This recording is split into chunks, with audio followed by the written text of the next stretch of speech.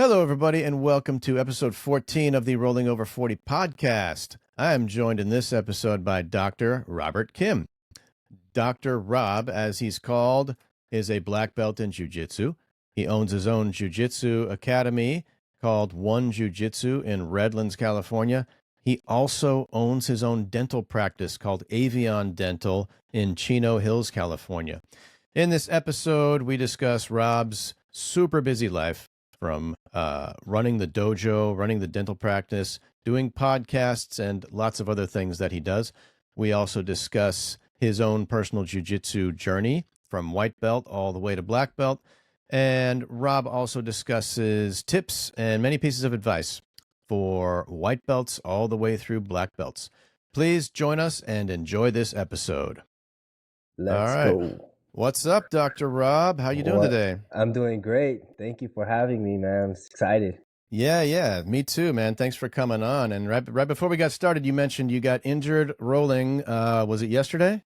Yeah, on Tuesday, I was like squeezing really hard. And when you squeeze really hard, sometimes these elbows like go out like right here. So I have a sprained ligament on my elbow, so it kind of sucks.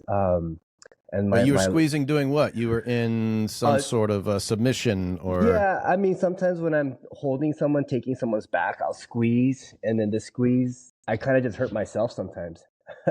Okay, all right. Because, when you say you got it, I feel like most of the times that I've gotten hurt is because somebody else was submitting me, but you were submitting somebody and you hurt yourself in the process, it sounds like. Unfortunately.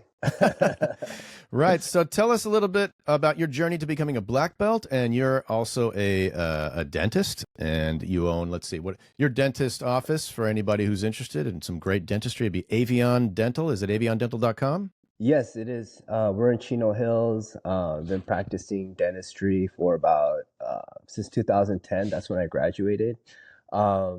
And so the way I got started was my friend was like, "Hey, there's a jiu-jitsu gym down the street," and we're in dental school. We're like maybe sophomores or juniors, or kind of in between. And he was like, "Hey, they're gonna give a free gi. Just sign up and then just try it out." And then I went to my first class, and I was like, "Man, if I could stay consistent with this, if I stay consistent, I can prove to myself to stay consistent, then this could be a good future for me." And that's kind of where it started. Okay. And that was in, where was that? Chino Hills? No, so the first gym I ever went to was by this instructor named Paul. I don't know where he is now, but he was like a offset of Gracie Baja Corona. And so we kind of had our own little thing going with probably like 10 students. Back then it was done in a Taekwondo studio. So we started at like maybe like 6 or 7, but I remember we'd have to, after their class is done, we'd have to get the mats, these heavy mats, right? And then we'd have to pull them all out, like all 30 of them or whatever, how many there are. And then after, we have to clean them up and put them back, because it wasn't a true jiu-jitsu gym back then. And back then, what year are we talking? This was like 2008.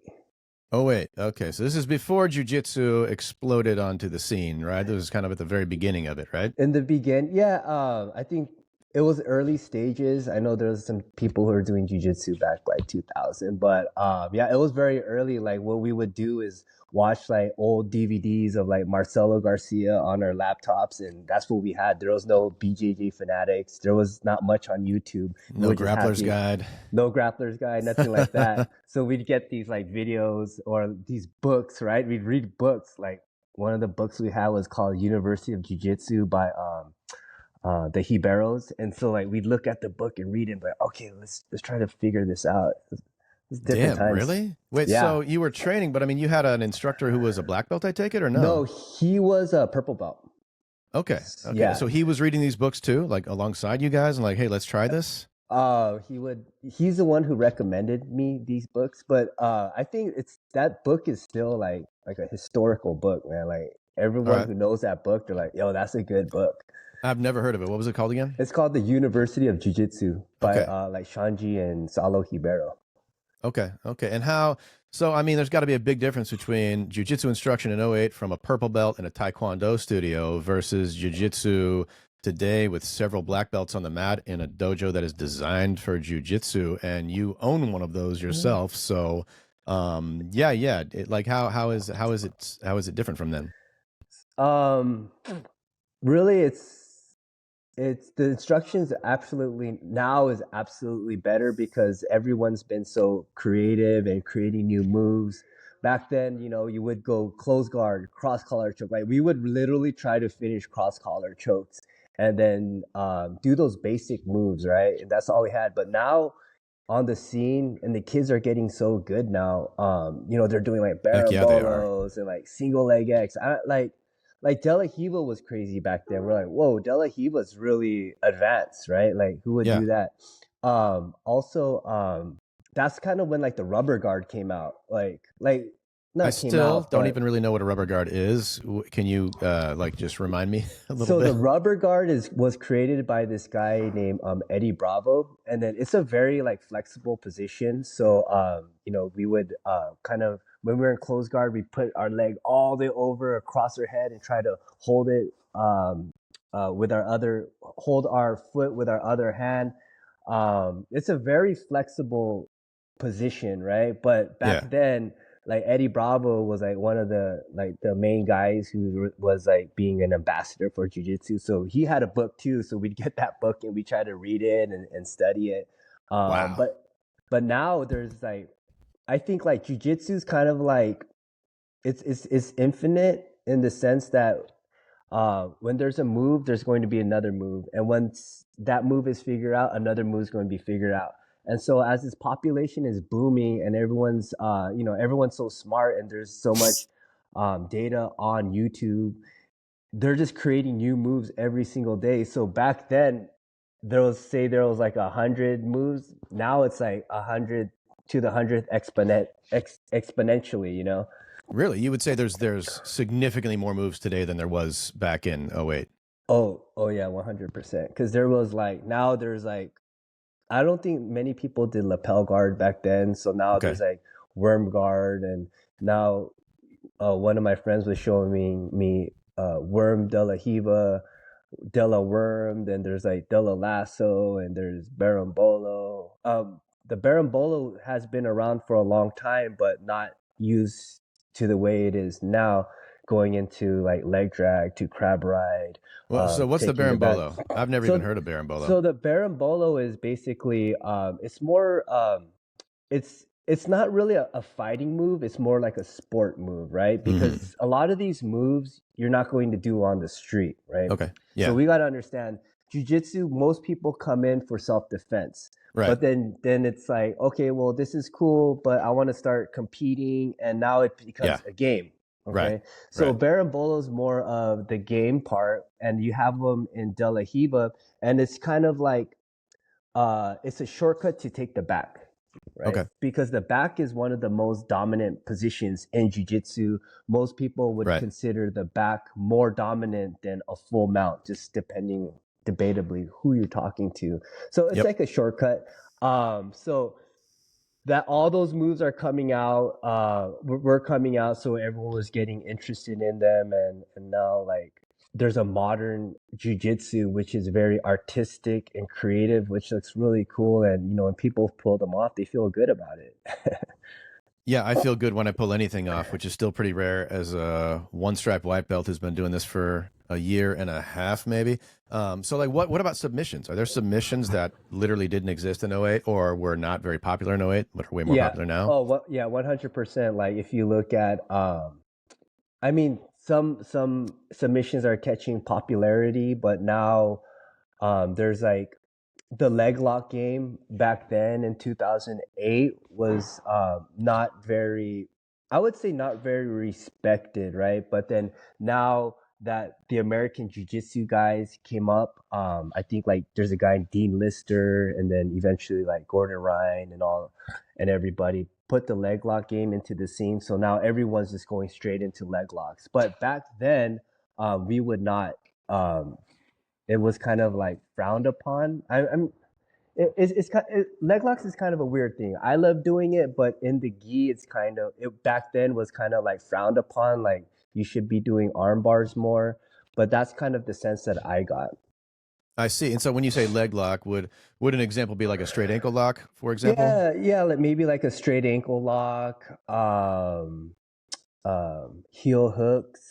Okay. Um, I'm still trying to learn a lot of these by name. What's the one where if I get you in single leg X and then I sweep you and then I have your foot, there? Is that a straight ankle lock? Yeah, Isn't that yeah, what you that is? could finish. Okay. Yeah, you can finish a straight ankle lock from there. Also, if you keep rotating your body, you can maybe find like a knee bar. And Okay. if you're doing no gi, maybe a heel Okay. hook. If you're doing no gi, but yeah, I kind of am like, I'm old, right? I'm 43, and I have that old school mentality of jujitsu, which is, I would rather have the students learn proper position over submission, meaning like mount them and then choke them or armbar them.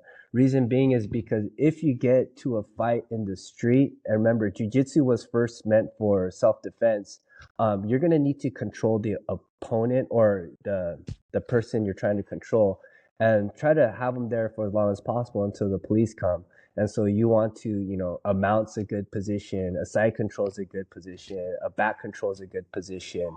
But if you're doing like single leg X cross ashi in the street fight, and you're trying to hold them down and waiting for the cops to come, wouldn't be the best scenario, I think, to control an Yeah. opponent. Yeah, it's interesting. We're talking about that right now because I actually just had an interview this morning with my cousin who is in law enforcement. He's on the East Coast, but he's been in law enforcement like 20, 25 years, and he has a wrestling and jujitsu background, and his episode will come out either next week or the week after, depending on when yours comes out. This one right here, but oh yeah, we talked a lot about the applicability of jujitsu and grappling in general in real life, and he is very much a proponent of pretty much everyone should kind of know a little bit, but absolutely positively cops should know some jujitsu skills for sure. And he has seen it himself personally. He's seen it on with the people he works with. So for you to touch on, if this happens in a street fight or whatnot, yeah, I think I'm pretty convinced that jujitsu is a very valuable skill in that situation. Yeah, because most fights will go to the ground, right? And then if you go to the ground, you're going to need to, be able to control the opponent. Yeah, absolutely. So tell us. Let's back up a little bit because I mean, Dr. Rubb, I don't know how you've described yourself multiple times. I've only known you. The first time I ever talked to you was a week ago, and Mhm. I've only known you on Instagram like I don't know, a couple months maybe. And you've already described yourself as having ADD more than Uh-huh. once. And Yeah. I mean, you own your own dental practice. You own one jujitsu, or you own one jujitsu Redlands, or you run it, or both, Yeah, or kind of both. Yeah. okay. And every time I see a post by you on Instagram, you're either in Tijuana doing some sort of dental thing down there, teaching people how to do implant crowns, or when I talked to you on the phone last week, you were driving to San Diego to do something else dental wise. It's like, how the heck do you, and then you're doing podcasts. Like, how do you manage all of your time? Yeah, so I would say I have ADD. I was never diagnosed, but I always say that jokingly. Right. Uh, but growing up, it's kind of weird because I wouldn't be able to focus like completely on something, which I always thought was a curse to me, right? Like I'm a great multitasker, right? And Okay. I'm good at delegating. And Okay. that's what I'm good at. Some people have gifts, right? And so I was sometimes I was kind of hard on myself, like, man, if I needed to clean up my room, how come I can't clean up my room like all in one shot? You're reminding me of my daughter right now. When I ask her to clean her room, she'll do like 3 minutes, and then she'll be Yeah. out. I'm like, "Hey, is your room clean?" And she'll say, I couldn't finish it." And I'm like, "What is going? Just start it and then finish it. What is going on here?" Yeah. So there's this book called Driven to Distraction. I don't know if you read this book, but it's really good and it really hit home for me. I don't read enough, so no. But Yeah, okay, or you could do um audiobook. like Yeah. audiobook. Yeah. So what this book says is like, man, people, and it kind of like empowered me. I don't know if it really is true or not, but people who have that mind, like that multitasking mind, like your daughter, it's actually, you can look at it as a curse, or a gift, right? And so basically our minds, and a lot of CEOs have this mind too. It's just like they just Okay. got to get stuff done.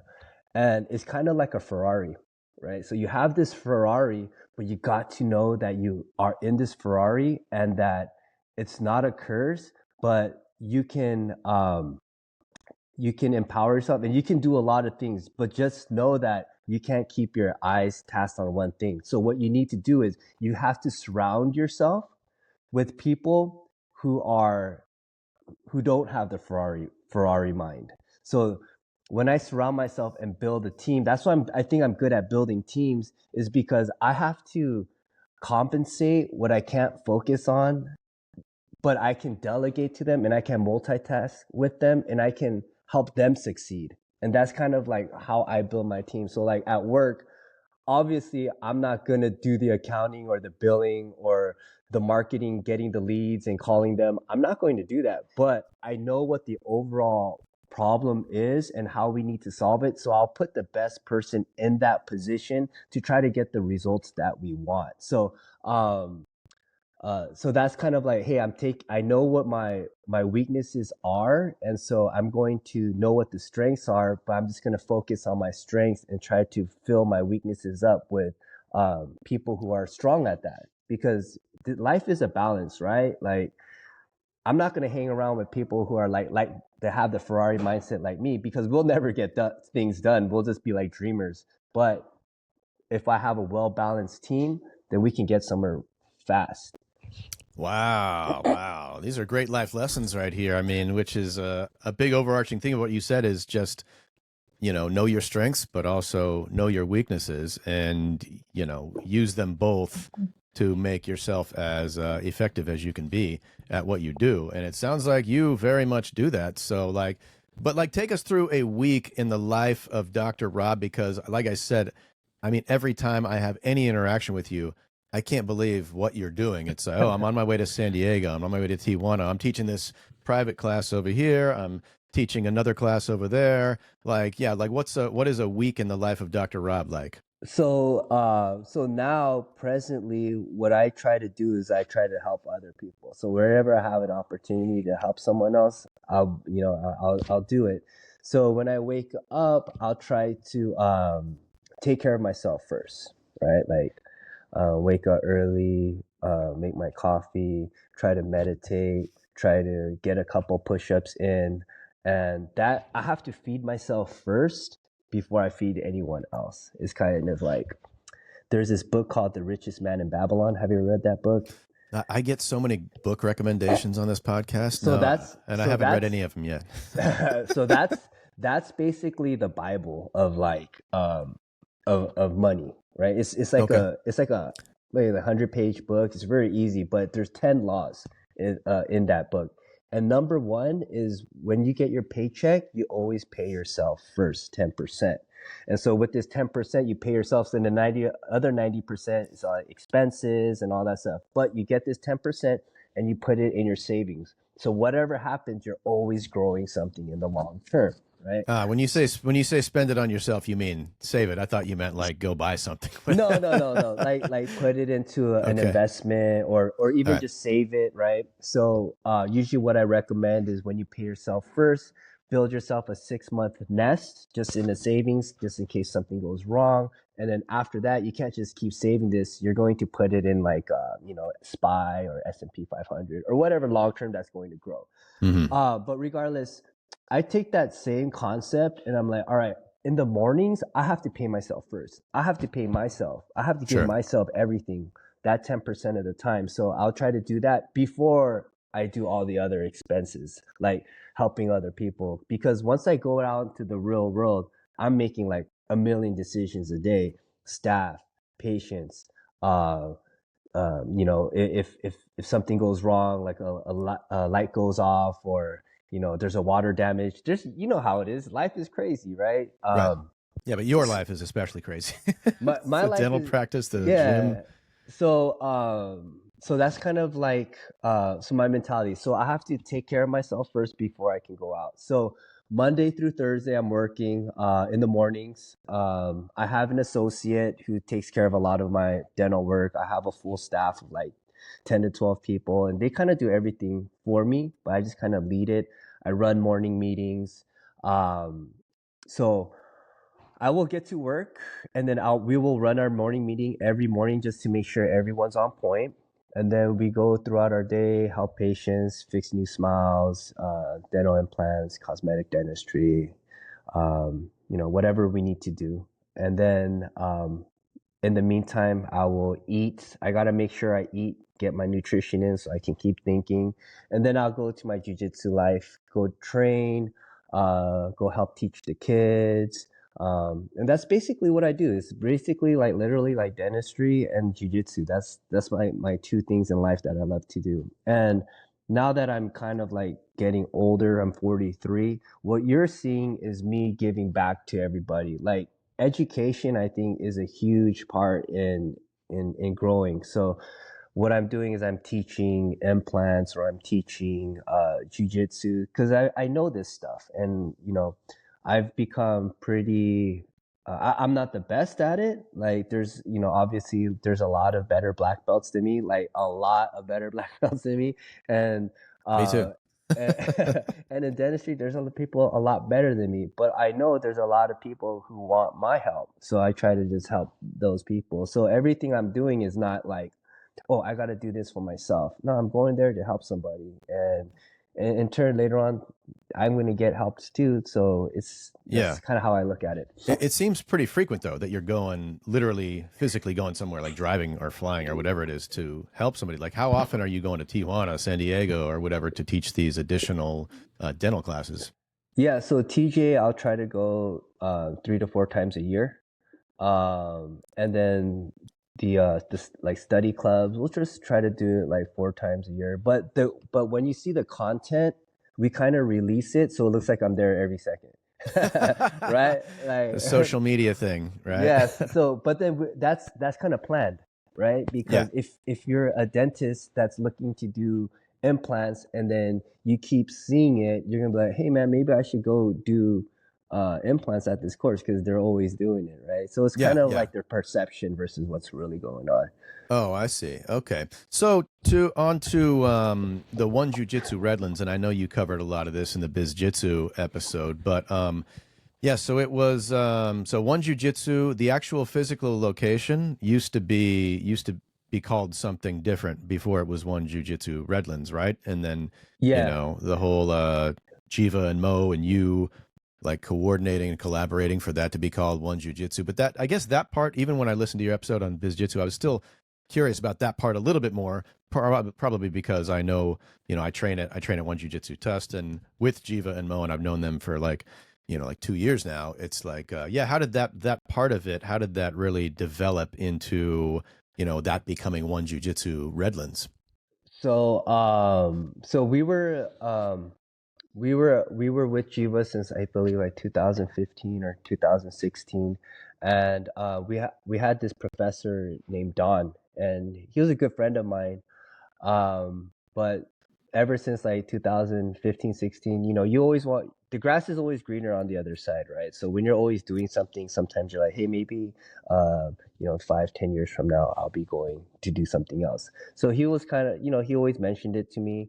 But one day, finally, he's like, yo, I'm gonna leave, and I'm moving away because I want to just turn to a different path. I want to become a police officer. And Hmm. so that happened, and then he goes, hey, we need someone to take over the gym. And at that time I was kind of like I was actually kind of like looking at other dental practices, and um, Did seeing you what did you other already have did you already have Avion Dental at the time? You were yeah, already I already running had that? that. Yeah, so I Okay. was already running that, seeing what could happen. But I think we looked at different other people who could take over the gym, but I think the how I had the relationship with everybody, and how I already knew the kids and the kids program, it was probably best for the gym if I had my kind of helped out in there. So that's kind of the decision we made. And and after that, it's just water under the bridge. I just go in there, give my 100%. Mm-hmm. Trying to help as many kids and adults as possible. And man, I love it. It's awesome. It's like a dream come true. Because when I was Really? younger, I was always like, I don't know if I said this story before, but when I was younger, in like, man, I was probably like in fourth, fifth grade, and I was a brown belt in Hapkido, and then my first fight came up. It wasn't planned, but we were at Raging Waters, and some little fat kid was like, "Hey, man, wanting to start some stuff at the wave pool." I was like, "All right, I'm gonna kick your ass," and then, dude, this guy whooped my butt, and then I was like, man, that should not have happened because I train every single day. Whatever foot sweeps I try to work on, Were you actually in the water? Like, we're in the water, man, like in knee high. It was like a movie, man. And that's a so factor, though. How the heck do you fight in knee-high water? yeah, well, but as much as I was training, I thought I would be able to handle them, but I wasn't able to. And man, I Mm-hmm. was like embarrassed. I was unconfident. I was like, man, this stuff doesn't work. So, I stopped training like after that, not after that moment, but later after that. And then jujitsu came out, right? When Hoist Gracie did the UFC, and then you see like a guy doing a close guard and beating everyone up. You're like, man, this is cool. So the first opportunity I got was my friend Jerome saying, "Hey, there's jujitsu down the street. Let's go ahead and try it out." And I was like, "All right, let's do it." Because I always was like a martial artist. In my heart, I always wanted to do something that was disciplined, that would kind of help my thoughts and help my future and coincide with whatever career I was doing. So when jujitsu came in, I was like, man, this thing's really cool, and it really changed my life. So, how do you think that fight would have gone differently if you had had some jujitsu training at the time? Oh, I would have just took his back and choked him. Easy. Yeah, Wow. yeah, Wow. yeah. That's why I think like every kid needs jujitsu, because and I know personally, because I felt like I was lied to, right? Like I'm training every day, and then I couldn't do it, and I felt like I was lied to. But with jujitsu, I would have had a way better chance. Like my odds would have been like 100x. Right. And you started jujitsu in what year again? '08, you said? Oh wait, yeah, yeah. Okay. So take us through like your jujitsu journey from white belt to black belt. Like, what were some of the surprises that you encountered about jujitsu? What was some of the main challenges that you went Yeah, through the so journey? so when I started, I was I think about 20, late 20s. Okay, so I was a white belt. Obviously, I had like this when I was a kid. I had a little Hapkido experience. Um, but when you're a white belt, you just want to go in there, and like you think it's a fight, right? They're going there. Oh, I got to roll today. So when I fight, I'm literally fighting. I'm not breathing. I'm just trying to sweep them with all my might. And that's kind of like the white belt, right? That's the white belt. You don't know what's going on, right? Yep. It takes time. And so I was doing that for a long time up until my four stripes, and I was about to get my blue belt. And I remember then in 2010, on Halloween, we were like drinking, and then we were like speeding, and we were trying to go from party to party, because I used to drink a lot, like a lot, a lot. That was my favorite thing to do. And drive apparently. No, actually, my friend was driving. Okay. So my friend actually liked to drink more than me, Okay. and but so like we drove off a cliff, right?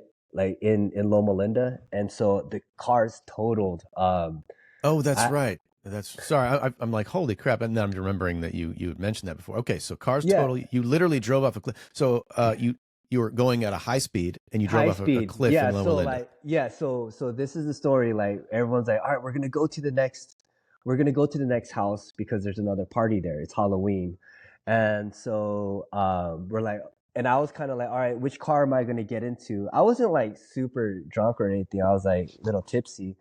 Um, but we're like, all right, we're scrambling. All right, whose car are you gonna get into? But I got into the wrong car, right? So I was Yep. in the back seat on the right, and then I remember the music was turned on super loud, and we're going through the train tracks. And this turn is very unassuming. So you can go like really fast, probably like a quarter mile, but then after that, there's a stop and you have to turn right. So it's almost like a 90-degree right. So we just went straight off the cliff. We just went straight. And it was probably like a 30 feet drop. And so it was a Cadillac CTX. So we drove off, boom, we hit the bottom and it flips a couple times. And I was like, holy crap, right? Like the music shuts off, right? And then now we're upside down in this car, smashed. I look at the guy in front of me, who's sitting in the front seat, the passenger, and actually he trains with me now. He just won his first gold medal last week, so I'm super proud of him. Awesome. But he was out. Like I was like, dude, this guy is dead. And I was looking at the driver. I'm like, this guy's done. He's dead. Look at my cousins bleeding everywhere. I'm like, all right. I was the only one conscious, so I actually I break the window because it was already shattered. I climb out and I look at the scene. I'm like, geez, this is not good. And so I went to go check on my cousin because I heard him kind of like squirming or something.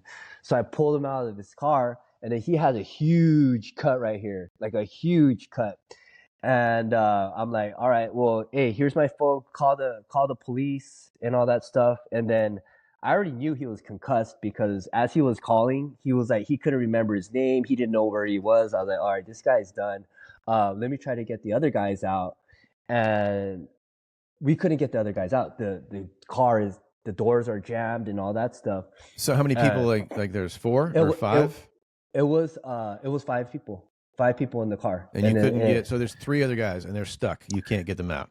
Yeah, they were stuck. So so eventually the cops come and they had to like do the jaws of life. And then so I'm trying to pull everyone out of the car, but then I went to the hospital, and if they even suspect you have a broken neck at the hospital, they will like put you in a C neck collar thing, and they're gonna tell you not to move. It's like worse than jail, man. So they're gonna tell you not to move for like 24 hours until the MRI comes back and they clear you. And so they looked at my MRI, and then they say, hey man, your neck's kind of messed up. Let's just put you in the C collar, and we'll just monitor it. I saw the neurosurgeon and all that stuff. And so what happened was a couple months later, I guess it wasn't fully healed yet. And I was playing golf and still doing jiu-jitsu and stuff like that. And so I think there was a fracture, and that fracture was still creating looseness in my spine. And so I was in New York, and eventually I couldn't move my right hand, and I couldn't feel my left hand. So I lost motor on my right side, and I couldn't feel on my left side. And so I was in New York trying to get interviews for like residency. And so I told my cousin, I was like, yo, something's not right. And so we got the MRI down there. And then I called the neurosurgeon. He's like, yo, you need to fly back right now. And then so I came back. I was like, I wasn't even able to like walk back to the hospital. So they wheel carted me there. And then so I'm in the hospital, and they're going, we're gonna do emergency ACDF surgery. ACDF is anterior cervical discectomy with fusion. So what that is they go through the front, they move like your esophagus, your trachea, and all that stuff, and they clean up the spine, and they put a bone graft in there and all that stuff.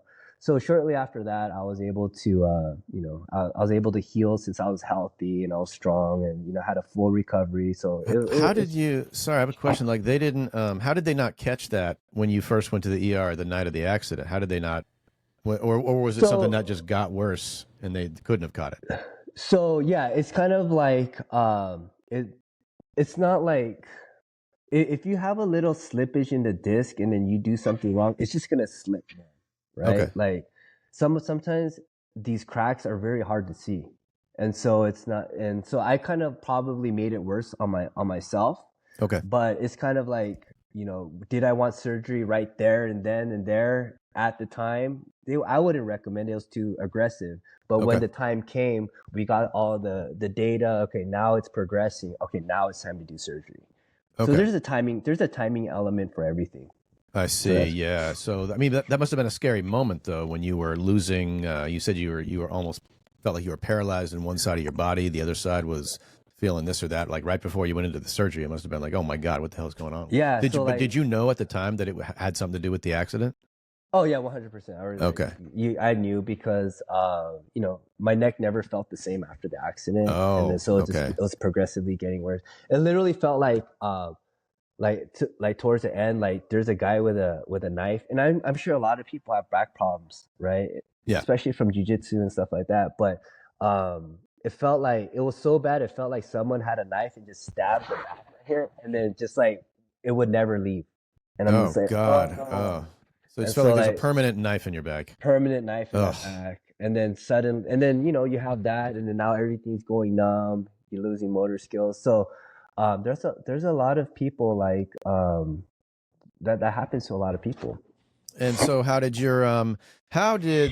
long were you out and what was it like getting back into jujitsu and training? And you said this was right before your blue belt. So then it sounds like you advanced to black belt pretty quickly after that, if I'm reading all the timeline Yeah, correctly. yeah. So what happened was after at that time I actually went back to the gym, and now everyone's like a purple belt, like brown belt. I'm like, geez, man, like uh, Well, how much time off did you take? I think I took about 2 years off, like Oh my almost 2 years. God, Yeah, that's a long time. So your whole cohort that you'd been training with and coming up yeah, with and yeah. getting better with, they're all like just way ahead of you at this Yeah, point, they're right? way ahead of me at this Oof. point.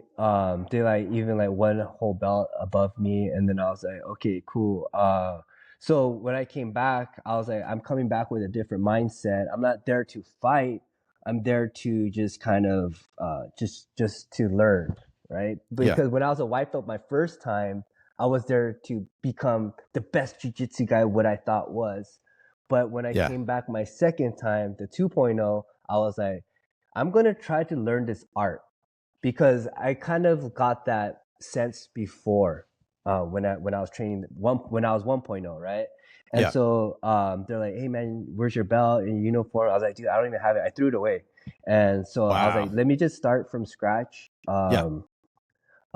at white belt again." So I was kind of like, I had all the knowledge and stuff, but I just needed to get back. So Yeah. I was like a really I had my white belt for a very long time, but everyone kind of knew that. But I had to do it for my own ego, where because if I came in with a 4-star white belt or a blue belt, then um, then then I would kind of need to like hold on to that, like I gotta Yeah. smash everybody, and that kind Right. of like will hold me back and get me injured.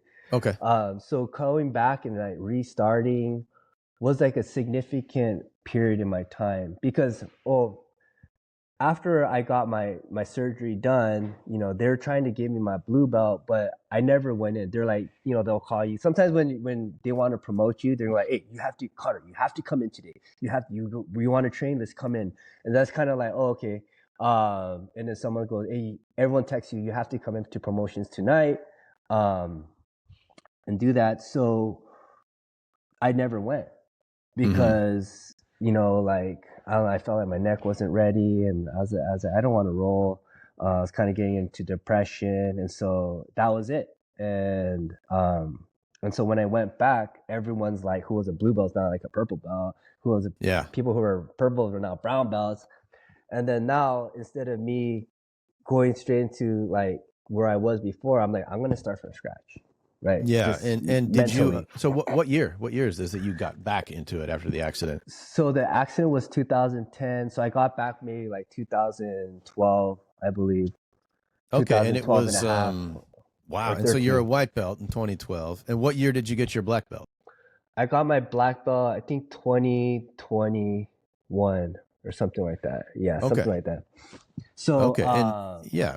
What were so yeah, like so what were some of the other challenges like in terms of the sport itself, like on the mat, like I guess one thing I'm really curious about as a white belt is like, you know, I'm trying to like I'm trying to get better at certain things. And it's like in my mind, oh, I guess for a while there, I was like, oh, the Americana was the only thing I could do to anybody else. And when I say for a while there, I mean, I did it like 3 times successfully, mhm, 4 times mhm. maybe. And that was the only thing I could figure out a way to do, right? And so, for a while there, I'm like, maybe this will become my thing, And so, do you remember when you were a white belt or a blue belt, and you're like, oh, I think this will become my thing? But how did that change as you, made your way to black belt?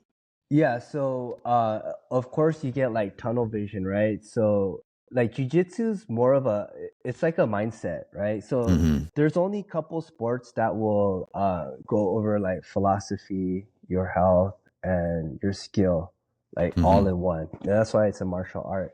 So if you're always focusing like on and it's natural, right? Because as a white belt you only have a certain amount of tools, Yeah. and the thing about jiu-jitsu is always trying to gain more tools as fast as you can, right? Yep. So your mindset has to be able and willing to grab these tools, because the more ego there is, um or the more tunnel vision you are, it'll actually show up on the mat. So if I was teaching you a back take to arm bar, and then we were drilling it, and then I'm like, all right, Connor, I want you to try to hit this back take to arm bar that we were just drilling.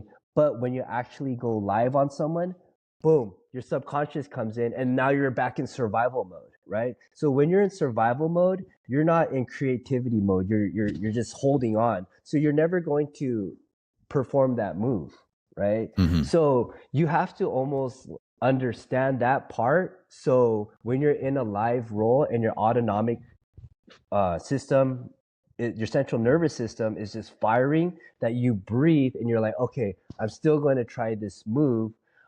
So you almost have to tap into your subconscious by breathing, so you can relax, so you can get back into your creative mode, and you can go do what you were go into that exploratory move, so you can get better. Because if you're doing the same thing every single time, you're not going to get better, right? You're just Mm-hmm. like, all right, you're just Yeah. all right, I'm gonna strengthen, get this Americana, and you get this Americana, then it's great. I got it, Yeah. guys. And then you're gonna keep trying it, and then 1 year later, you're still doing the same thing, trying to go for Yeah. this Americana. And Yes. that's kind of what happened to me. That was Rob 1.0. But Okay. then Rob 2.0, I kind of understood that. I came in more of a better mindset. We're like, okay, I don't care if I get it or not. I'm just going to try to explore as many options as Mm-hmm. possible, Mm-hmm. and just go from there. Yeah, you reminded me the other night in class. We're doing a lot of lapel stuff this week and the week Yeah. before, and I don't know if you guys do you guys follow the same Yeah, we basic have the same. Yeah, we the have same the same curriculum? curriculum. Yeah. No kidding. Okay, so we were doing the and I'm still in the night class, the intro class, the 7:45, The and underhook lapel to yeah, the sweep. either under the leg or whatever, Hmm. right? And right as we drilled it a whole bunch, then we get to the part where it's normally like, okay, live rolls. But now, we do a lot of positional sparring too, which is like my favorite thing to do, because I'm just I don't know how to even begin a live roll in general. I just don't like starting live rolls. So it's just like, just get me to a position and tell me go from there. So it's been a lot of like, okay, everybody. And Jiva was like, okay, I want everybody, one of you get on the ground, the other one standing, grab the lapel, get your hand under, get the lapel, start like that. But this time he was really like emphatic about like, okay, and do not, what I don't want to see anybody doing is just the minute we go, let go of the lapel and go back to some guard, No, he's like, I want you to try as hard as you can to keep that lapel and to try really hard to do at least one of the sweeps that we've been learning or submissions today. You're not getting any better if you just go back to what you always do. And it's like, I mean, man, this sport is so freaking hard.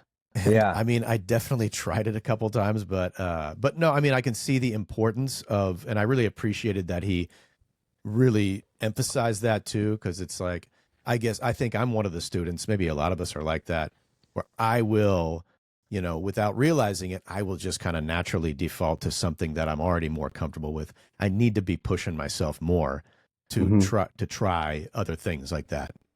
Exactly. So like the ego, and then when I say the ego, I'm not saying the pride, right?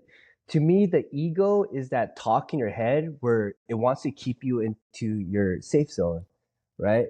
But sometimes the ego can tell you to stay too safe when you're in a safe position, right? So when Professor Jiva's saying, all right, I really want you to try that, but your normal ego trying to protect yourself is going to say, no, I got to do this because it's going to work. Because Exactly. I know this, I know what I'm doing.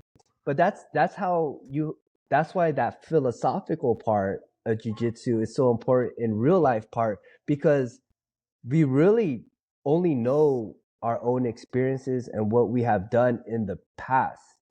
If we're not willing to create new experiences and learn new things, then you're not going to grow. You're going to be that guy doing the Americana, holding double lapels and just hanging on there, not trying to get swept. And 3, 4, 5 years later, it's like, how come my jujitsu hasn't grown? Oh, how come my career hasn't grown? How come my family hasn't grown? Because we haven't. We that ego becomes overtaking us. Yeah, absolutely. Yeah, and speaking of, I did want to ask you, about getting that belt, getting the promotion. You are someone who is, you're in charge of promotions. You and your the instructors that you work with, right? Yeah, So, one thing I don't really feel like I understand very well at all is how instructors decide when a student is ready for a belt promotion. Like, how do you decide when this white belt is ready for his blue belt, when this blue belt is ready for his purple belt, when the purple's ready for the brown, etc. I don't like there's no, it's interesting because there's no agreed upon thing in the jujitsu world across like the nation or the or anywhere where it's like, okay, as long as you can do these things, then you get a blue belt. You know what I mean? So how do you yeah. can you talk about that a little bit?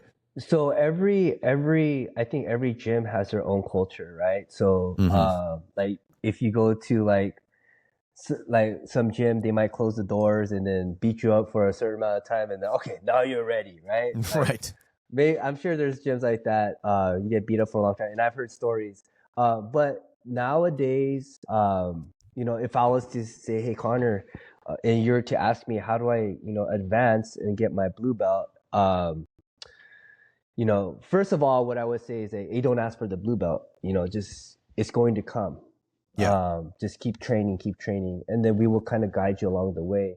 But like just to make it clear what our team does, and we're clear with the students, is we want to see. I tell it the 3 C's, where it's consistency, your character, and then your competency, right? You need Mm-hmm. those three things, right? So if you have consistency and competency, and your character is like really bad, and you're setting a bad example, and like we're not going to promote you, man. It's just like you So know even if I'm like let's say I'm a white belt, I'm a 4 stripe, or let's say 3 or 4 stripe white belt, and by this point there pretty much isn't another white belt who can submit me. I'm submitting all the other white belts, and maybe even starting to submit a few blue belts, and even giving some higher stripe blue belts a run for their money. Is that not? Isn't it time for that guy to yeah, be yeah, promoted? 100%. That's time when it's a blue belt. But if you're like hurting everybody and all that stuff, I'm like, Okay. man, I don't know if I want to give this guy a blue belt, right? Sure, Because sure. it might actually add on to like if I give him a blue belt and now he feels like he has to uphold this blue belt, he can hurt all the white belts now, right? Mm-hmm, So mm-hmm. I gotta look at it in that position too, and that's just coming from me, other Yeah, people. Like I gotta protect the gym, but most people have good character, right? yeah. 99% of the I people, would agree with that. I don't have to worry about that because jujitsu humbles you, right? So Yeah, that's usually not out of strength. So if you're a 4 stripe white belt, you're beating everyone up. Yeah, it's time for the blue belt, 100%. And some people, they get there faster than other people. And some yeah, people, they're not consistent enough to get there fast as someone else. Some people might take like 3 months off here, 6 months off there, and then start coming right when promotion time is and like asking for a stripe or something. So yeah, we can kind of see there like people who ask for promotions or people who just come to promotion day to get their stripe. Is like it kind of doesn't work like that. So yeah, the way we monitor it really is like whenever you go into the gym, make sure you know you sign in, obviously, and so we can track your progress. And then usually when the black belts say, "Hey, I want to roll with you," um, they're wanting to see your skill set, right? Sure. So sometimes you'll see the black belts at during promotion time rolling with a lot of the white belts or blue belts to see if they're ready. Okay. Maybe give them a little bit of guidance. Hey, maybe we're gonna hold you. Maybe you're gonna be on probation a little bit longer Right. to get that. But white belt to blue belt is the best promotion. Like I felt like, man, like that's the best promotion for me or to everybody because even though you're a 4-star white belt, you're the same belt as the trial guy that just came in, right? So you're Mm-hmm. still a white belt, right? Yeah. But when you get that color, little bit of color, now you're like, oh, I'm a blue belt. So now you can, Yeah. now you feel Yeah. better about yourself. And it's just Yeah. funny how and I tell the people, man, like there's a saying, the belt just holds your pants up, right? Okay. And then on the flip side, instead of people always asking for it, there's people who purposely don't show up to promotions. And it's like, bro, you should already be a brown belt. Like we good? Yeah, I think we're good. Your thing went dark for a minute, but Oh I think we're yeah, good now. I might be running out of batteries a little bit. Yeah. So Sorry, do you need to plug in or like I might need to in just a bit here. I'll let Okay. you know. I can edit this part out, of course, so don't stress. If I do, then I might not have a headphone because it's plugged into the headphone. Okay. But, All right. But 1 second. I can figure it out. Let me see Okay. real quick. But anyway, Yeah, so you know what you were saying like about promotions because if anything I'm on the opposite side. Like when I first I remember there was I was going to training one night and early on and one guy was just kind of joking.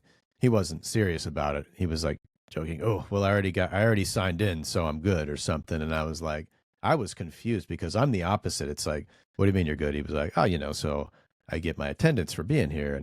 And I was like, in my mind, I'm like, why would you ever, like, my biggest insecurity is having a belt that I don't deserve or yeah, that I can't uphold. That's my biggest fear. So if anything, I want the delay in promotion rather than the promotion first. Like if I ever get a blue belt, I want to, I want to know that these white belts walking in the door aren't going to be saying, yeah, he's got a blue belt, but he's the one that kind of just, he's not really a blue belt. Again, that's my yeah. own personal insecurity. So, And I think that insecurity is good because on the other side, people want the belt, but they're not ready for it. And right, then they get the belt, and then, but I think over time everyone will grow into their belt, and I don't like, and that's the whole thing about belt promotions. I don't like. It's kind of like there's just a ranking system. It's just so totem pole linear, but it's there for a reason, right, right? right.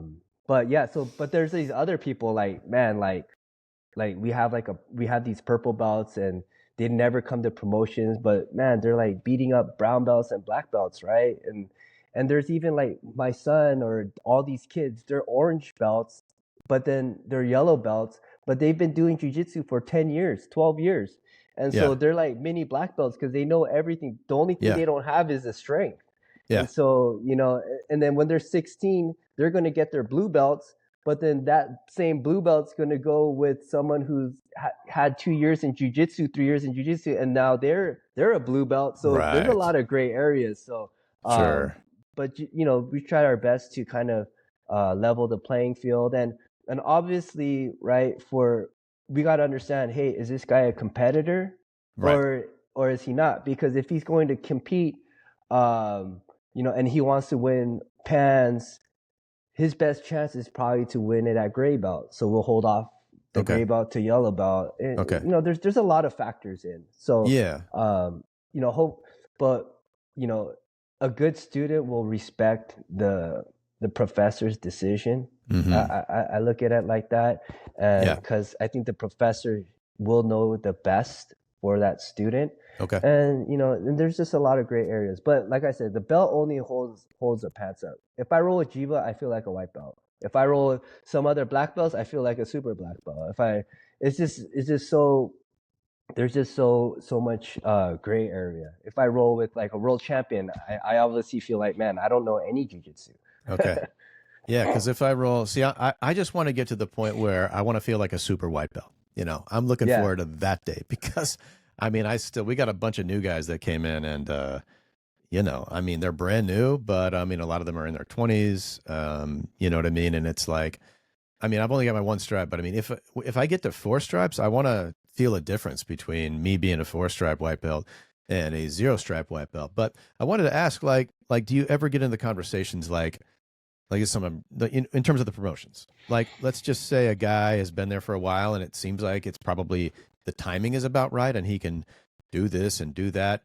But there's something about his game that's lacking. Like, let's say he's really not good at takedowns, or he's really not good at sweeps, or I don't know, some specific submission. Is there not? Does that ever enter the conversation? Like, yeah, but he can't do the triangle, or yeah, but he can't do an armbar, or he always gets his back taken. You know what I mean? Yeah, so I think every body is different, right? So like, if you're long and lengthy, you can basically do you're good at triangles. But if you're short and stocky, you're not Mm-hmm. gonna be able to do triangles, right? So I Right. think every body is different. But like white belt, like should be the you should be able to survive very well. Where like Okay. over time, I'm like, man, Connor, I can't submit him anymore. He's just so good at his defense. So that's the white belt stage, right? Okay. You wanna Okay. survive and have good defense because nothing will you don't because at black belt, if you can survive and have good defense, you'll always be in the role, right? Mm-hmm. Mm-hmm. Blue belt is kind of like, all right, now we're going to start um, our bottom game, like maybe our guard game. Because white belt, obviously, most people won't start in the guard. They're going to start on top because that's what they feel comfortable with, maybe Okay. passing and all that stuff. So it's just an evolution. Blue belt, for me, I'm like, hey, I'll encourage the people, like, hey, why don't you try this fight off your back a little bit? Let's develop your guard. And Yeah. so now they kind of find a guard. Okay. And over a few years, okay, hey, now like this guy's a pretty good half guard player, or this guy's a pretty good close guard player. He has a couple attacks, he has a couple escape pass, or he can take the back from here, and that's kind of like the blue belt. You're starting to gain some tools. Purple belt and blue belt, you should be pretty hard to tap. Like blue belts, Okay. you're not as easy as a white belt. Okay. Purple belt, I think, is like more of like that creative zone.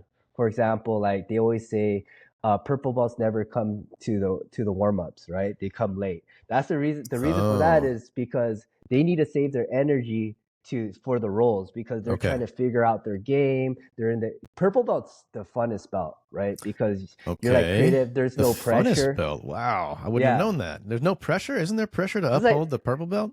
no, because like you're not the total beginner. You're not a black belt, so Because I it's kind heard of like I've heard people say like the blue belt is when the kid gloves come off, and now the black belts really start destroying you. So isn't it even worse at purple belt? no, no, because blue belt, you're still a white belt. You're still an extension of a white belt, right? Okay. Yeah. It's just you just have some color now. Okay. So Okay. so the purple belt's like, all right, you get to be more creative. Now you have some offense, you have good defense. You pretty much you're like going through puberty in jiu-jitsu. This is a fun Okay. area, and you stayed so long where you now the white belts are asking questions, the blue belts are looking up to you, and all of a sudden you're a purple belt, right? You Yeah. get in that creative zone.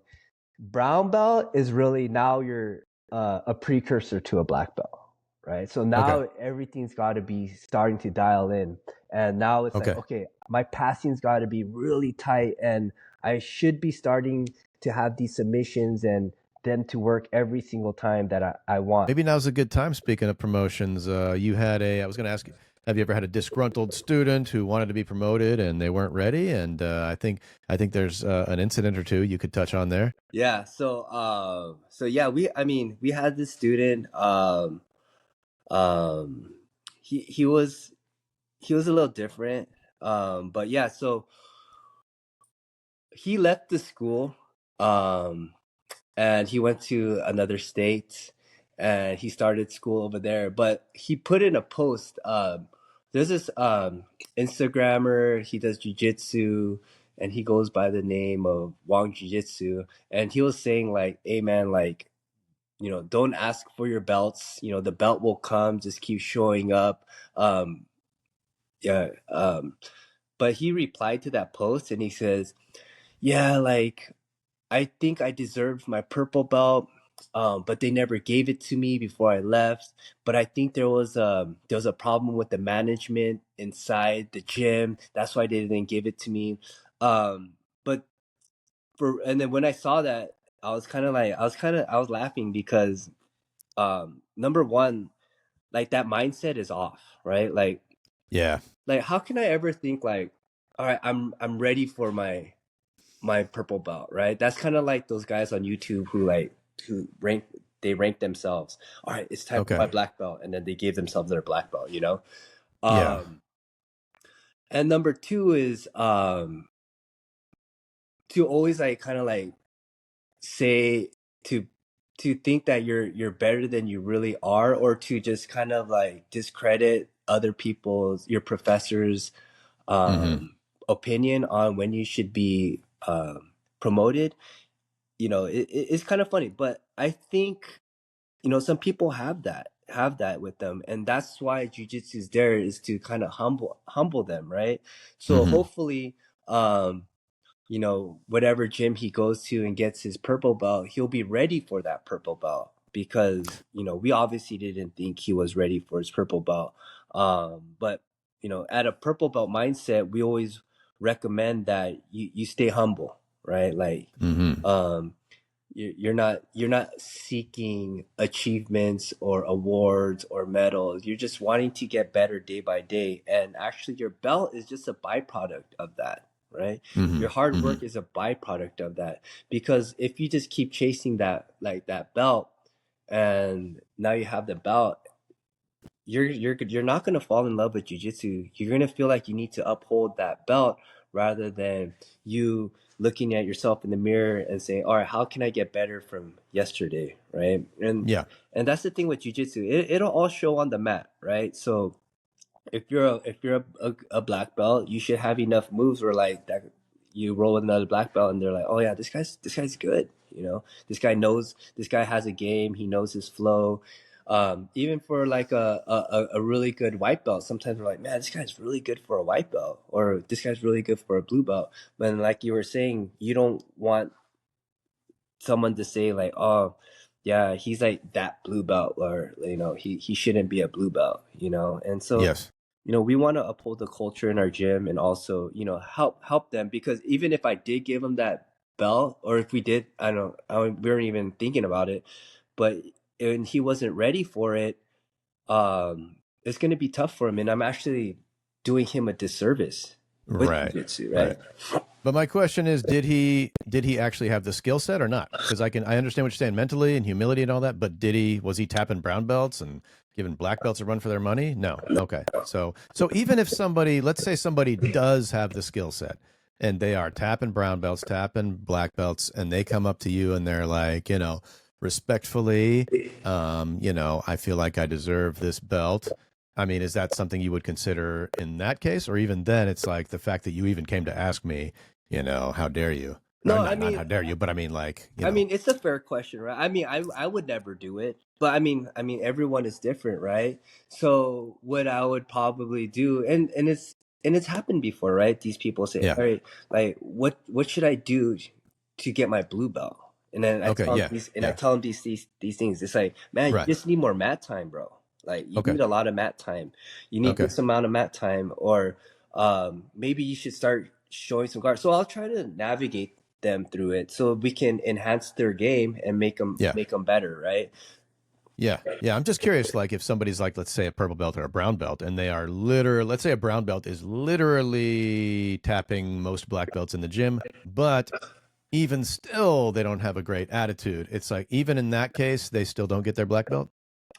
So I remember in one of the promotions, there's this guy, Ian McCall, and then he had a speech when he had his black belt, and I was there. Okay. And then he says, man, you know, at brown belt, I thought I was it.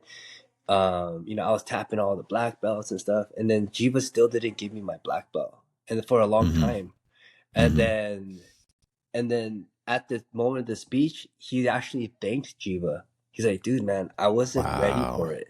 you know? Okay. And so Okay. it's like it's kind of like that scenario with you holding on and the Americana. It's like you think you know what's good for you, but sometimes Yeah. the instructor or the team knows what's better because we have a Right. different perspective, right? And that one Yeah. that was a really good speech because he was like, you know, I'm so glad that I got it now because I feel like I'm ready for it now. Now Uh-huh. I'm ready for my black belt journey, and that really put it into perspective. Like, man, like it's always good to wait.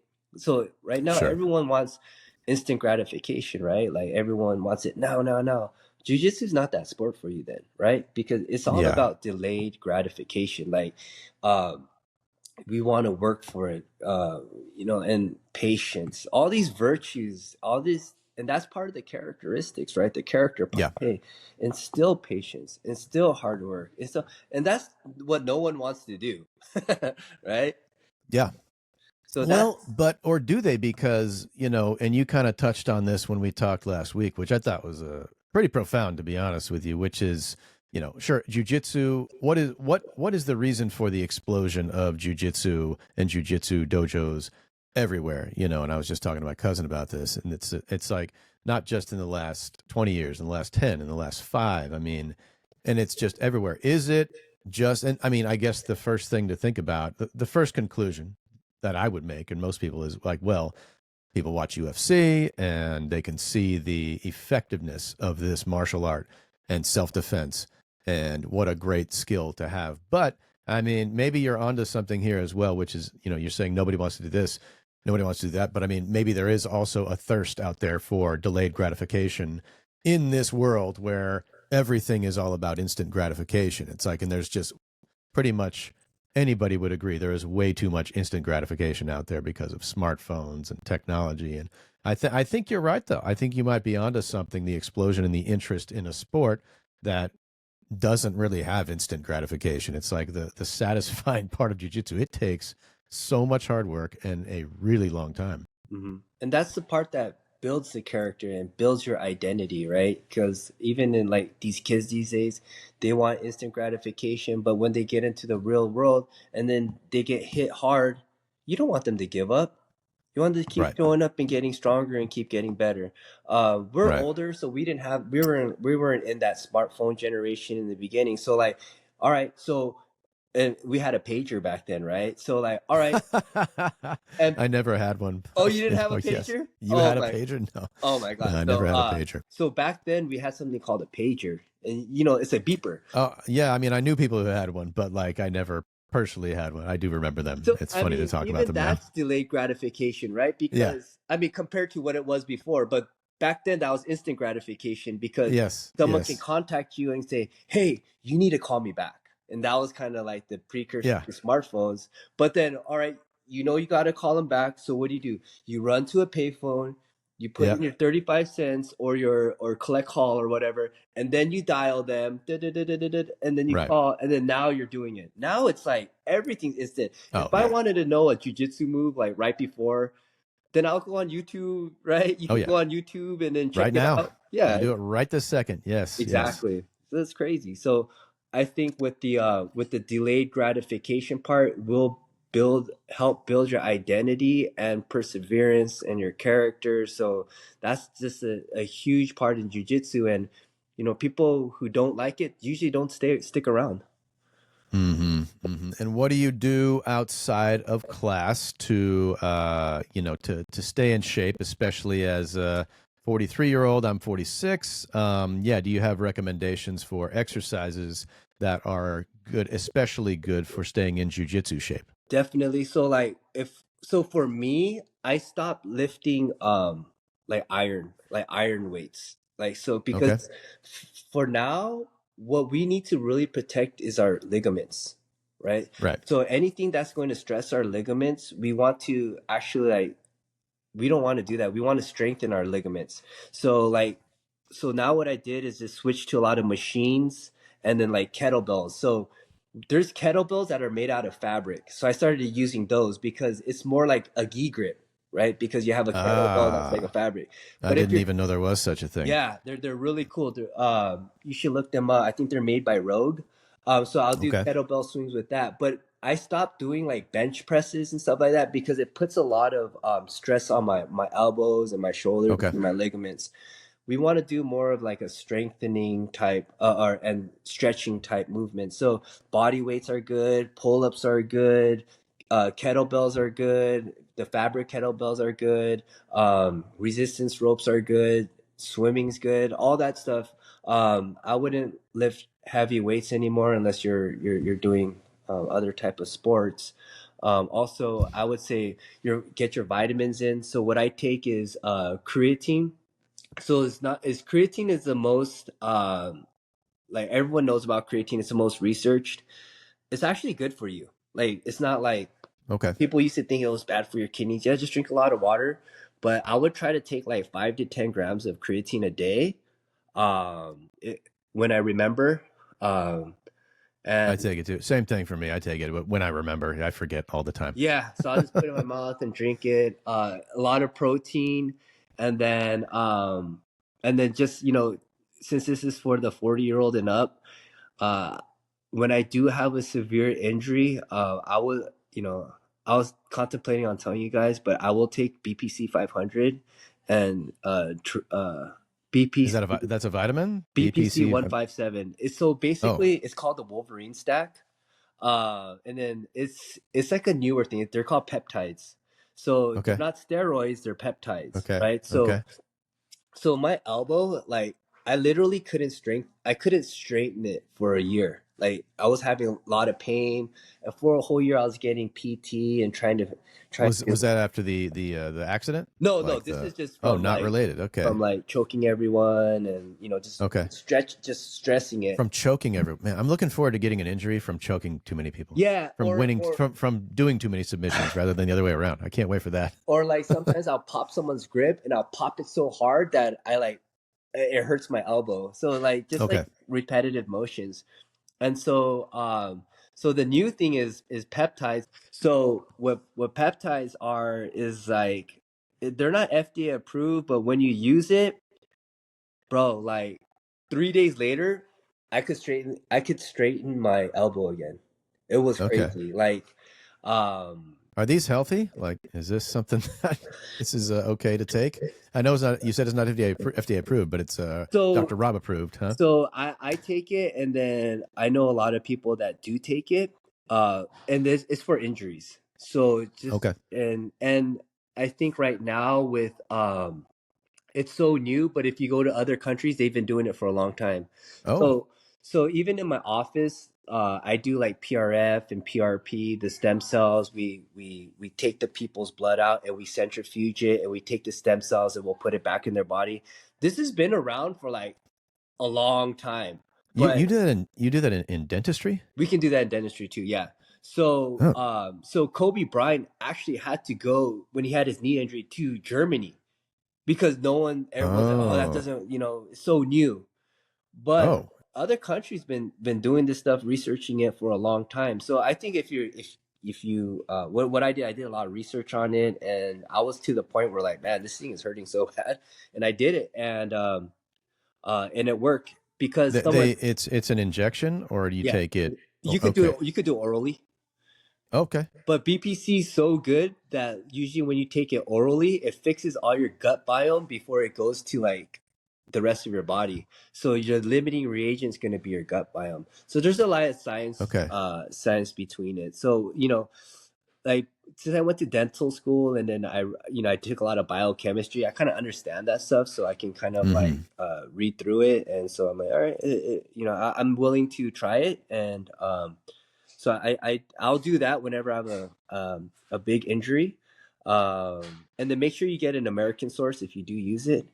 Okay. And then other than that, I just try to eat healthy. I'll eat the same breakfast every day. It's going to be oatmeal, chia seeds, hemp seeds, peanut butter, fruit, and almond milk. So that'll have about 30 grams of protein, 30 grams of carbs, and then a healthy amount of fats. So I'm just basically putting the same stuff in my body where it's not like Okay. freaking it out every single day. Okay. If you see like LeBron James and all the high level athletes, they eat the same stuff because your digestion Right. is just as important as your output because Okay. your gut has its own brain. And so if you're always confusing it or if it's unhealthy, then your brain's going to be cloudy. So your brain's like the leaves, but your digestion and your GI is like the roots. So it's all connected. So if you're eating like shit, then your leaves are going to be like bad and you're not going to produce good fruit. But if the roots are strong, your digestion is strong, then everything else is going to flourish. And your teeth, right? Your teeth too, Right? yeah. So your teeth, Okay. I always tell my students every day, like, hey, make sure you wash your geese, make sure you trim your fingernails. Your hygiene is important because that's the way you present yourself, and you also have a bacterial biome too on your skin and everything like that. So if you're training jujitsu, stay clean, man, because you could get staph, you can get all that stuff, and your teeth are the same way. Like someone opens their mouth, I can see a lot about their health. Like, Wow. like Okay. So question, have you ever done that while rolling where you're in the middle of a roll and you're looking at somebody's teeth and you're like, oh man, dude, we got to no, talk after this. no, but it is the opposite where like someone has a toothache and then after the roll, they're like, hey doc, can you check this out for me? I'm like, oh my gosh, like not now, man.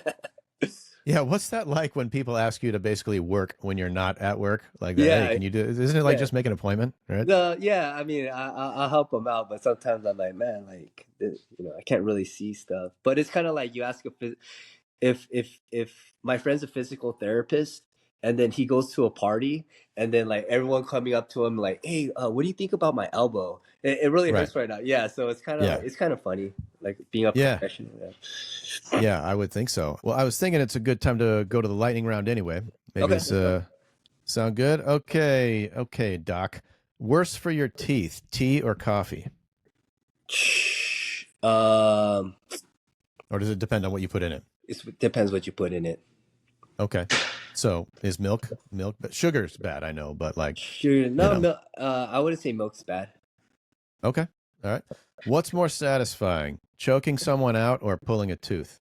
Choking someone out. I would think so. Yeah, Who 100%. who taps first, you on the mat or your patients in the chair? Uh, my uh, my patient's in the chair. Okay. Which is worse, bad breath or smelly ghee? Oh man, just as bad. I would say smelly ghee. Okay. More dangerous, a white belt with too much confidence or a patient who Googled their symptoms? Uh, the patient with that Googled the symptoms. Okay. All right. Mount or side control? Mount.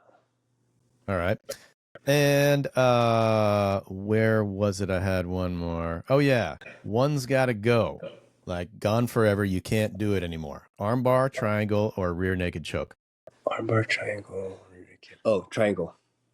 Triangle? You'd Yeah, let the triangle go? I would let that triangle go. Didn't you? Isn't that your favorite submission? Well, because then I'll always have the armbar. I use Got the it. triangle to set up the armbar a lot of times. I see. I see.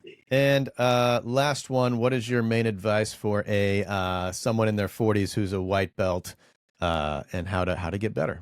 Number one piece of advice. So what I would recommend for a white belt is to keep showing up, stay humble, eat right, and keep an open mind and always willing to learn. Right. And when you think you're ready for a blue belt, demand it from your instructor, right? Yeah, exactly. Go ask them and keep bugging them. Right. Okay. Well, Rob, thank you so much, man. It's been a pleasure. And where can you find Rob at his dental office, Avion Dental in Chino Hills, Yeah, aviondental.com, and One Jiu-Jitsu in Redlands. And anything more you want to say about that or anything else you wanted to mention here? yeah. I would say if you guys ever want to come train in One Jiu Jitsu Redlands, you guys are more than welcome to. We love to meet new people and to have great company on the mats, and that's pretty much it. Great. Well, awesome. Thanks, Rob. It's been a pleasure talking to you, pleasure meeting you, pleasure getting to know you. And I guess I'll be seeing you one of these days, either in Redlands or probably at my gym. Let's do it. Okay, sounds good.